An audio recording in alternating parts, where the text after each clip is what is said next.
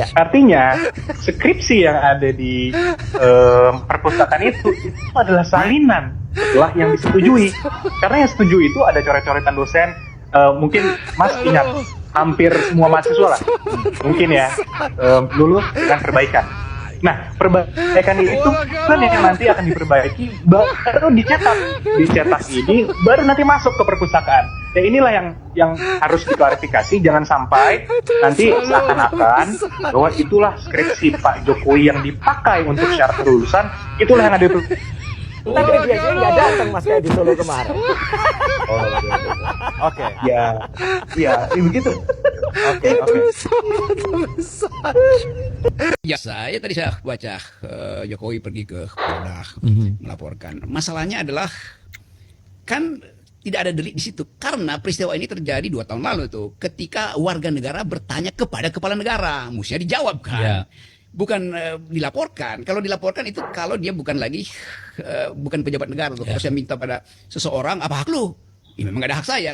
Kalau saya nuntut dan saya bilang itu palsu, maka saya menghina dia tuh. Tetapi di dalam kedudukan sebagai kepala negara itu mesti dianggap pertanyaan kuriositas warga negara. Oh, jadi harusnya dari beberapa waktu yang lalu ya, sebelum turun dari Iya, tahta maksudnya itu. sudah harus menjawab keraguan publik Ya, itu. jadi kalau Pak Jokowi bilang saya terhina sebagai orang biasa sekarang, lo ini jadi orang biasa itu sekarang, sebelumnya bahkan udah dipersoalin kan. Jadi yang saya mau terangkan bahwa tidak boleh ada pidana antara kepala negara dan warga negara, itu ngaco kan. Di dalam hukum pidana itu orang bukan jabatan. Jadi barang siapa artinya setiap orang tuh. Tetapi dalam kedudukan kepala negara ditanya oleh warga negara, jangan anggap itu penghinaan. Jadi warga negara bertanya pada kepala negara kedudukan administratif dari ijazah itu. Kan ini nggak ada soal dengan apa namanya buat minta Aspek legalitasnya. aspek legalitas itu kan. Jadi aspek moralnya yang dipertanyakan. Jadi kelihatannya akan sulit bagi Pak Jokowi untuk menghindar dari semacam tuntutan moral. Nah, sekarang misalnya seandainya Pak Jokowi membawa ijazah aslinya, walaupun tadi Katanya ijazah SD, SMP, SMA sampai perguruan tinggi ditunjukin ke penyidik. sekarang ada masalah baru. Kenapa baru dia tunjukin sekarang? Kan itu masalahnya kan. Dan kenapa ke penyidik? Mungkin itu juga. Kalaupun ternyata ini ternyata benar semua ini asli, di analisis secara forensik, dianalisis secara kimia, ini asli. Sekarang masalahnya kenapa selama 2 tahun Pak Jokowi menahan kejujuran itu sehingga udah ada korban. Jadi artinya Pak Jokowi membuat gaduh selama 2 tahun. Kan itu intinya kan. Nah, justru bisa dilaporkan. Atau memang justru itu mungkin yang ditunggu ya, supaya tetap dia ada di bubble pembicaraan publik ya. Itu demi pencitraan dipegang itu sebagai apa namanya, Menghasilkan simpati publik juga. ya, sebagai talk of the talk itu.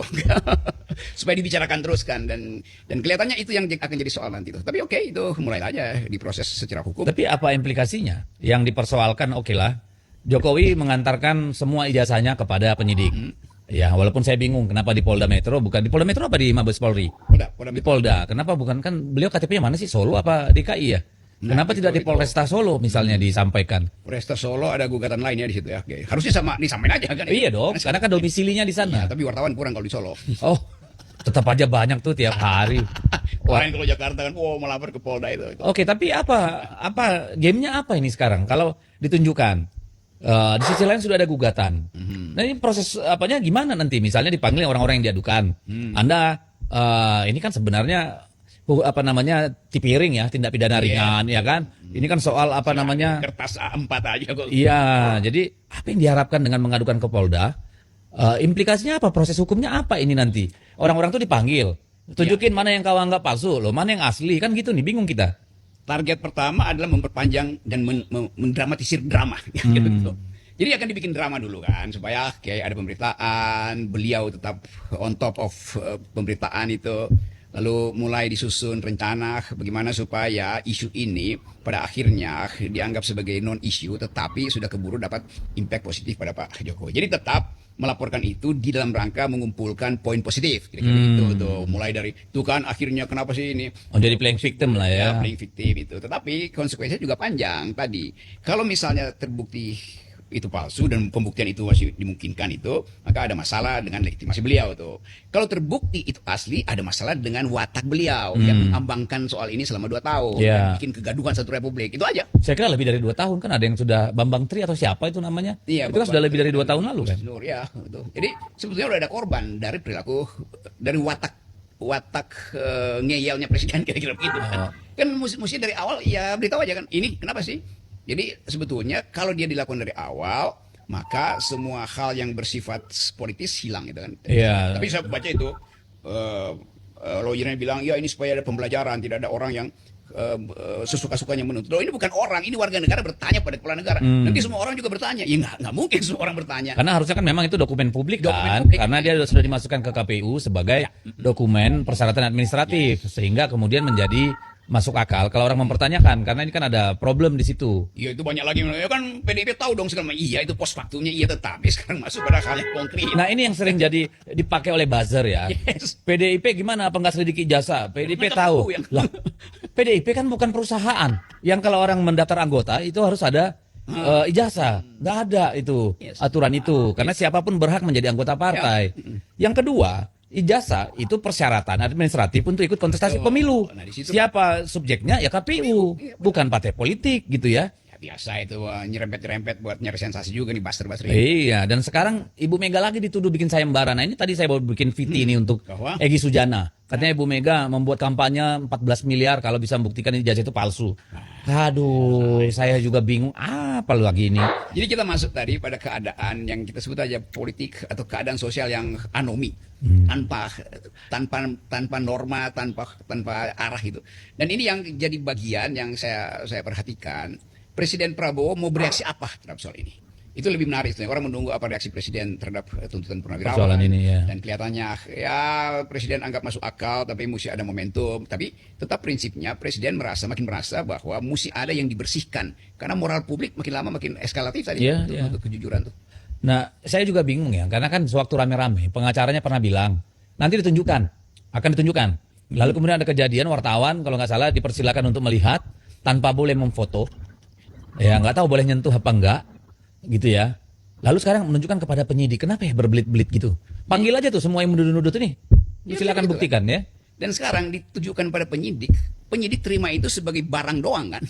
Soal asli nggak asli ya itu bukan urusan penyidik kan. Iya. Penyidik hanya menerima itu sebagai barang bukti untuk memulai proses itu kan. Iya. Kan? Harusnya nggak perlu tunjukin ijazah Nggak kan? tunjukin ijazah juga. Laporkan saja orang yang Lapor. dianggap mencemarkan nama baik ini ya, atau melakukan fitnah ini. Ya, prosedurnya begitu aja. Iya. Dipanggil mana ijazah aslinya. Betul. Jadi, Kenapa kau tuduh ini palsu? Iya. Kan gitu nih. Mana buktinya? Kan mereka tunjukin tuh yang sudah ditunjukin di TV, di mana-mana. Kenapa mesti ditunjukkan kepada penyidik? nah, sekarang bisa dibandingkan antara yang dibawa Pak Jokowi dan yang dipublikasikan oleh PSI. Yang mana sebetulnya? Kan PSI yang mulai kan. Oh, ini loh ijazah aslinya tuh. Oh, awalnya PSI yang itu ya, kan oh, ini kita udah lihat kok. Dan itu yang dipakai oleh dipakai dan dianalisis bahwa oh, enggak itu palsu. Kalau begitu yang asli yang di penyidik. Kalau begitu PSI buat berita palsu dong kan. ya melakukan kebohongan publik. Iya. Nah, kemudian pertanyaannya nih. Kenapa harus pergi ke polisi melaporkan?